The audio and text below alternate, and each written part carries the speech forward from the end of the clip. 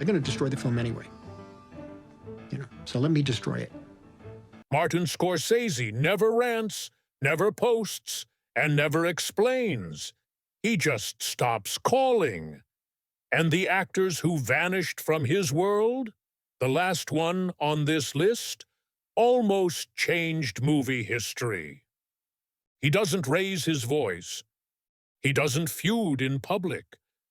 But when an actor can't keep up with his rhythm, they disappear. To have actors that are in that tradition, in the tradition of the films I saw coming out of the neo-realist era, that's what I need.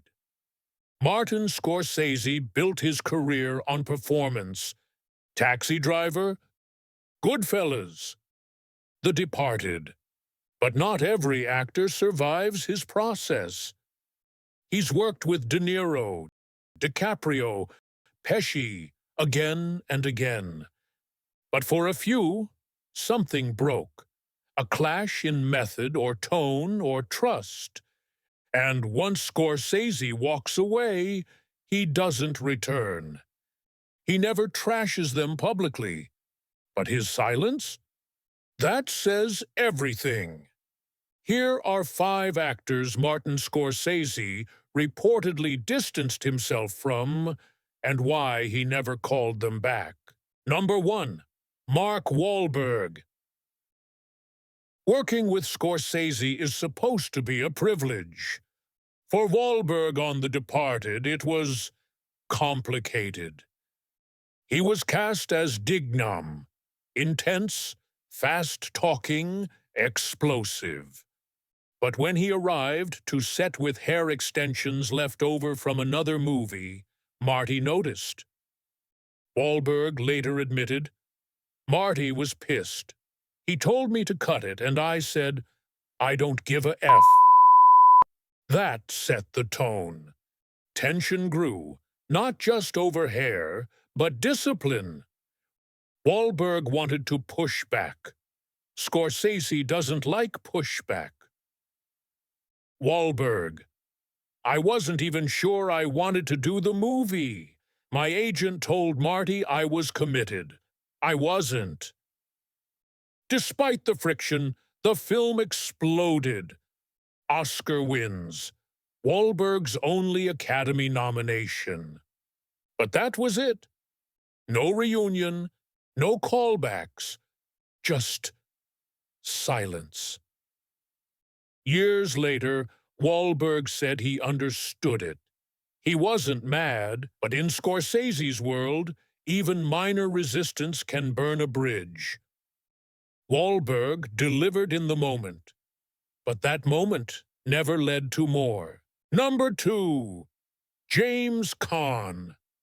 Right after The Godfather, Scorsese wanted Caan. They were developing a gritty 70s gangster film. It should have worked, but it didn't. Caan, a natural improviser, liked freedom.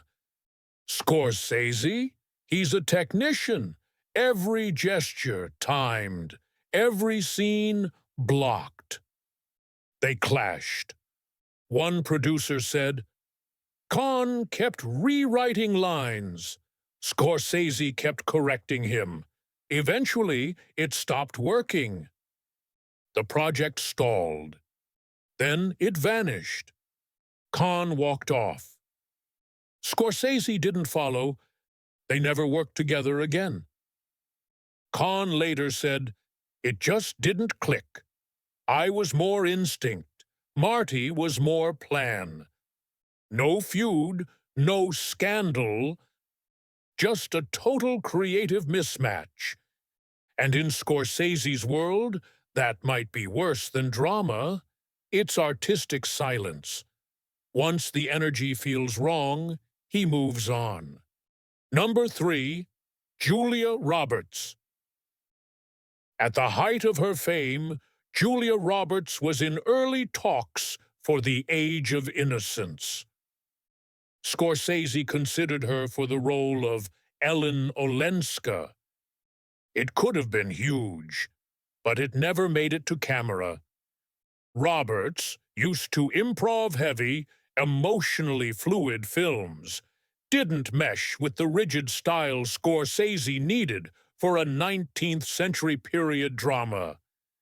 Insiders say she wanted freedom. Scorsese wanted restraint. She reportedly pushed back on costumes, tone, even line delivery. It wasn't dramatic. She walked, and was replaced by Michelle Pfeiffer, who nailed it. Roberts has only said Scorsese is brilliant. Scorsese never mentioned her again, not for cameos, not for prestige projects, nothing. One meeting, no fit, door closed. Number 4, Winona Ryder.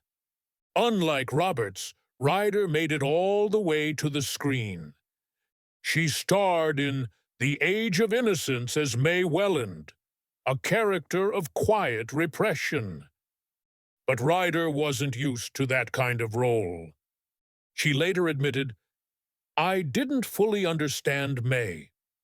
Marty had a very specific idea, and I couldn't quite find it.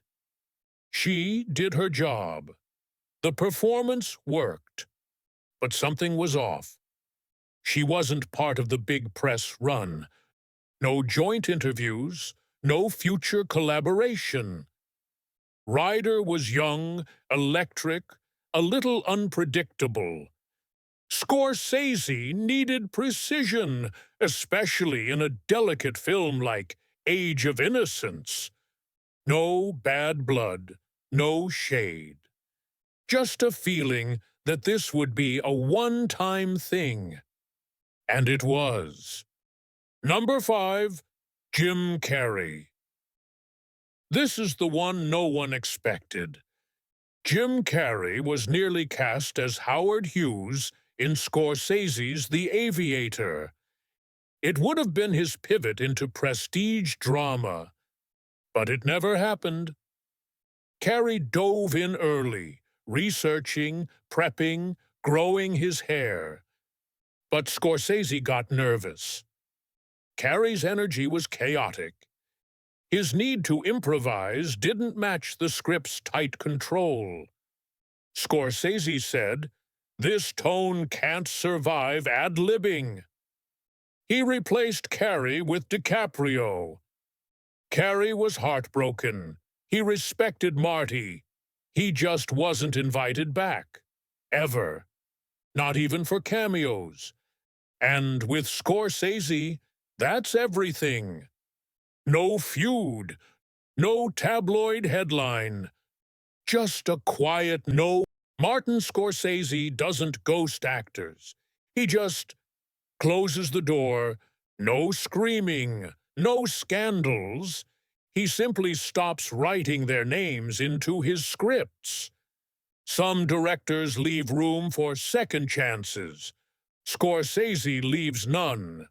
If the trust cracks, even slightly, it's over.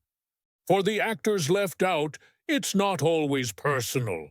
It's not punishment. It's precision. So which actor on this list surprised you most? And who do you think almost made the cut? Drop your guesses in the comments and hit like and subscribe for more breakdowns from inside Hollywood's most mysterious minds.